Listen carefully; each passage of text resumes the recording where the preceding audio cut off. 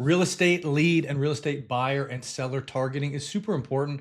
If you're spending money on ads and you're getting leads that are hours away from you and are not ready to buy or sell in your market, then it's kind of a waste of your money. So what I'm going to show you is step by step some really proven battle tested strategies to get as close to your ideal area and high value customers as possible. So let's jump right into it. So we're going to start with the keyword planner. We're going to start with keyword specific targeting. This is one of the best and easiest ways to get the search intent of people that are looking in your area. So for example, if you click on get search volume and forecasts, this is in the keyword planner under tools, planning, and then keyword planner. This is within Google Ads, of course. And you search variations of things like, let's say, Edmonton homes for sale, Edmonton houses for sale, variations of things like that. Just copy this, make it a little easier. Edmonton condos for sale, things like that. So when you start with the search intent of what the person is actually searching, you're going to know sort of what they're looking for based on exactly what they're searching. If you're looking for Edmonton houses for sale, you're not going to search Houston condos for sale, if you know what I mean. So the search intent is going to be there already. But here, what you can do is you can check out the average monthly searches based on what your targeting is. So this is people in the United States searching for this, which ironically, there's an Edmonton, Kentucky, and there's an Edmonton in Canada. So let's see what the one in Canada would do. So click save. So now we can see between the two of them, there's actually 74,000 average monthly searches. Let's see how much it is just in Canada, just as a guess here. So yeah, majority of it is in Canada because Edmonton in Canada is a relatively well-known place. So competition here we see is medium, and then we've got top of page, bid, low range, and high range. This is an estimate of what it would cost to get to the top of the page to use this particular keyword. So this is a really critical first step that a lot of people overlook, is you can get really targeted traffic and qualified traffic just based on what they're searching on Google. It's one of the reasons I love Google so much. So next up, what we're going to do is we're going to go into location targeting and location exclusions. So we're going to click over to a campaign. So the way you go into this is when you're in a campaign, you just click the little gear icon next to the campaign. It's going to open up campaign settings. And then in here, what we'll be able to do is we'll be able to do location targeting and location exclusions. So if we scroll down to where it says locations, this one I did a test setup on my webinar. So I'm just going to X these out.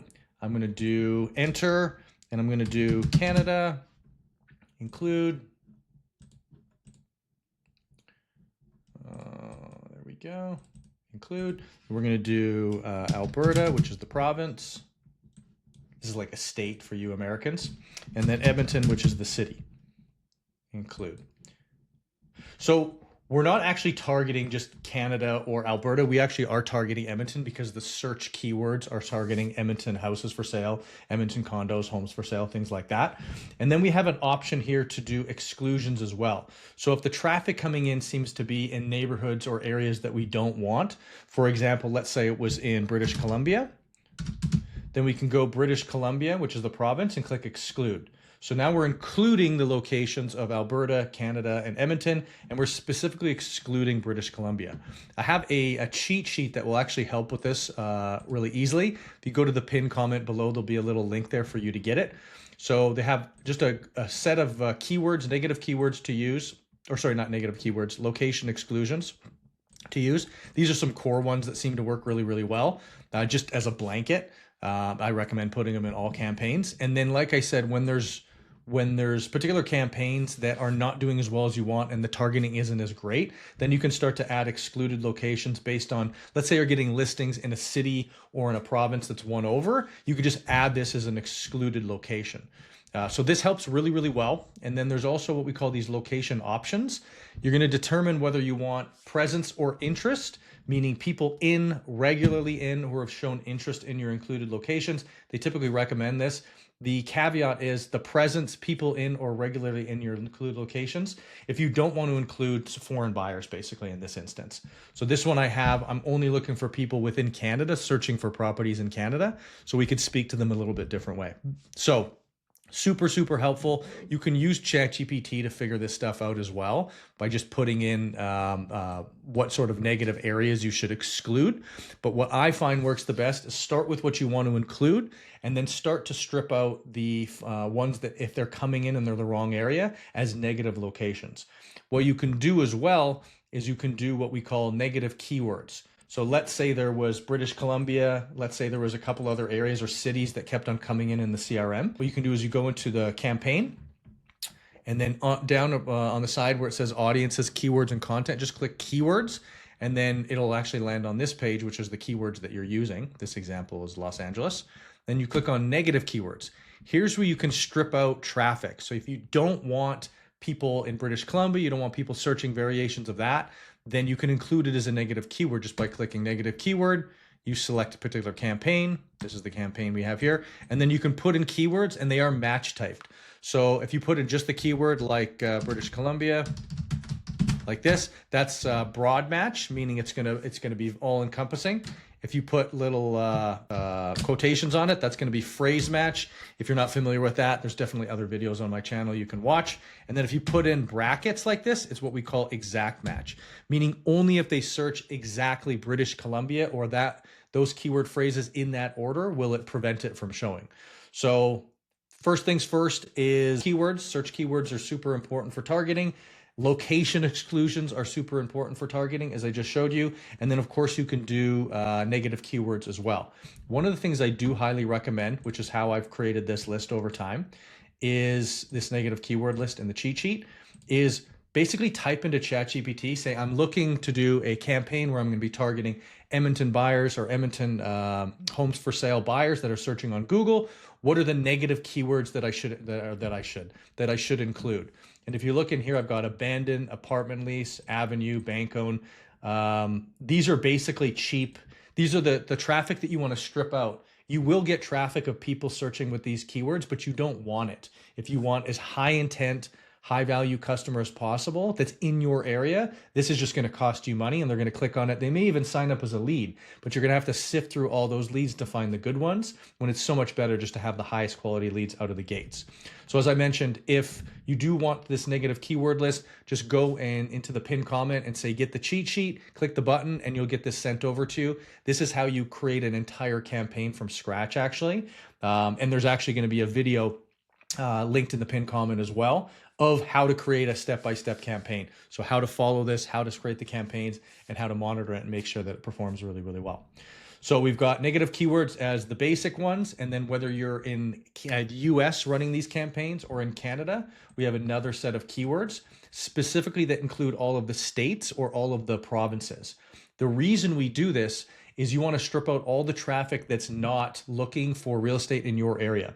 For this example, Alberta is the province that Edmonton's in. So what I do is I put this as a negative keyword list and then I would just remove Alberta. So anybody searching for homes for sale, anything, any variation of Calgary, I would remove Edmonton, of course, because I want that keyword there.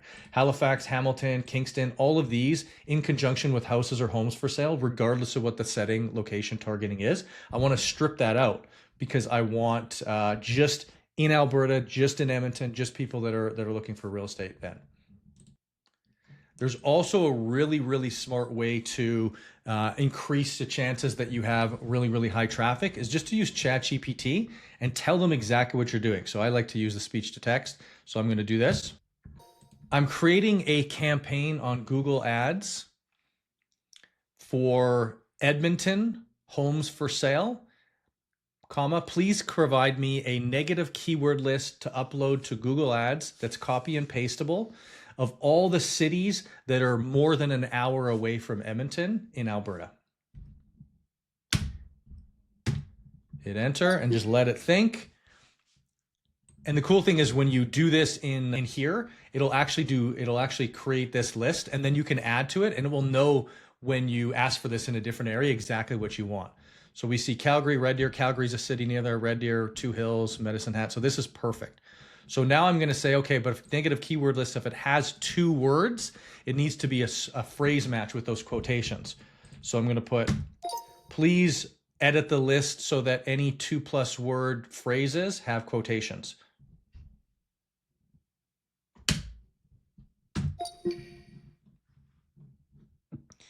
This stuff saves so much time. It's amazing. And perfect. So I did it right there. So I'm going to click copy code. And then what I can do is I can go into negative keywords.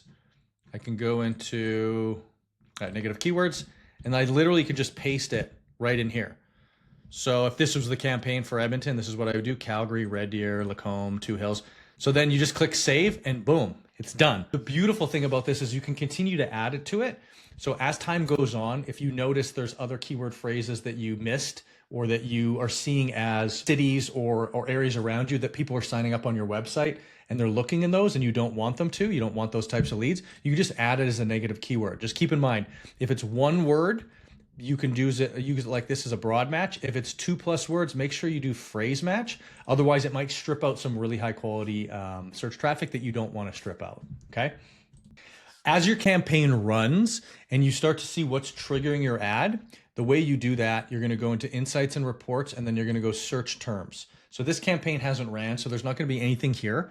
But once a campaign like this has ran, what you can do is go in here and it will tell you the exact keyword phrases that were searched, how many impressions, how many clicks, how many conversions, which is great because then you can add them as keywords to your search campaign if you believe they're gonna be valuable. And even more importantly, perhaps, you can actually add them as negative keywords. So if there was a term here I didn't like and I just clicked the box next to it, it would say add as keyword, or add as negative keyword.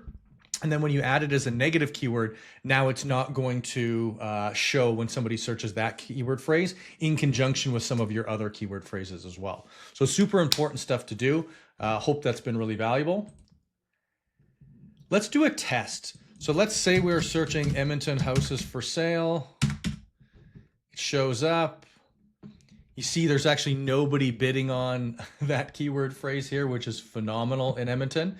So there's definitely potential for it there. Let's say an ad popped up of ours, the ad that we just had there, and we clicked on it, and then they went onto the landing page. Let me show you what that would look like. So let's assume we clicked on the ad and we landed on this page. I've got it set so the pop-up's gonna happen very quickly. But let's say the pop-up didn't happen and we're looking at this page and there's Edmonton listings.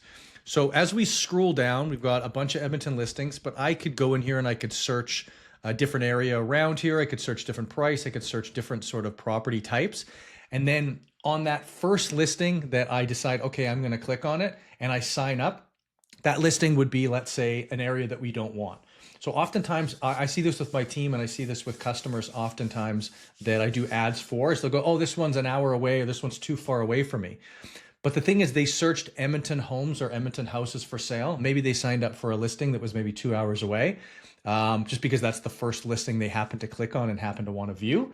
There's a couple reasons. They could be wanting to buy a cabin or an investment property or move to that area and they have a property to sell in Edmonton. Or it could have just been a compelling, looked like a really good deal and they just were compelled to click on it. The best thing you can do is pick up the phone, call these people and just offer value and really lean into trying to be helpful. Some of the biggest deals I've ever done, I've done $5 million deals from places that looked like they were 2 hours away. I picked up the phone, called them a bunch of times, finally got them on the call, and they just happened to be looking for a cabin that was a couple hours away, but they had a $5 million house to sell about 20 minutes away from where I do business. So there's no substitute just because it looks like a property is a little bit too far away. That doesn't necessarily mean that that's only where they're looking to buy and sell. The real way to know for sure is the keywords that you actually have as your keyword search. So it all comes back to the search intent of those keywords. So Edmonton houses for sale, Los Angeles homes for sale, Houston, whatever you're putting in there, you know they search some variation of that to land on your page. So the property they sign up on is great to know that they are interested in that property, but getting on the phone and qualifying them is gonna really determine what kind of success you're gonna have.